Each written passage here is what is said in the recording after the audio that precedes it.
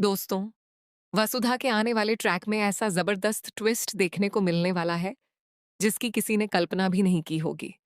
जिस सच को चंद्रिका सिंह चौहान इतने समय से पूरे परिवार से छिपाकर बैठी थी, अब वही सच उसके सामने सबसे बड़ी मुसीबत बनकर खड़ा होने वाला है।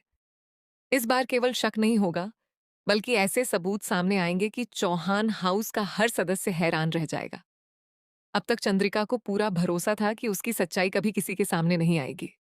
उसे लगता था कि उसने हर सबूत मिटा दिया है और किसी को उसके खिलाफ कुछ भी पता नहीं चल पाएगा।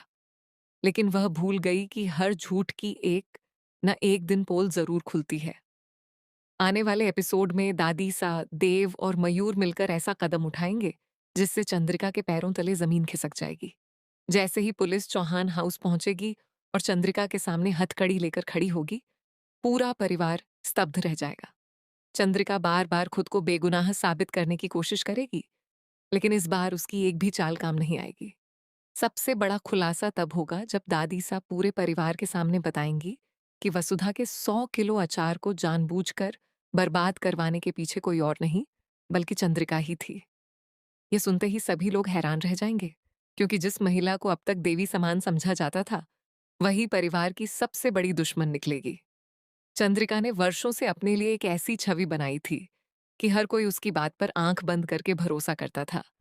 लेकिन अब उसकी बनाई हुई पूरी इमेज एक पल में टूटने वाली है। चौहान परिवार का विश्वास बिखर जाएगा और सबसे ज्यादा सदमा वसुधा को लगेगा। वसुधा को हमेशा लगता था कि देवी हुक्म कभी उसका बुरा नहीं चाहेंगी। उसने हर मुश्किल में उन्हीं पर भरोसा किया, लेकिन अब उसे एहसास होगा कि जिन लोगों को वह अपना सबसे बड़ा सहारा समझती थी, वही उसके साथ सबसे बड़ा धोखा कर रहे थे।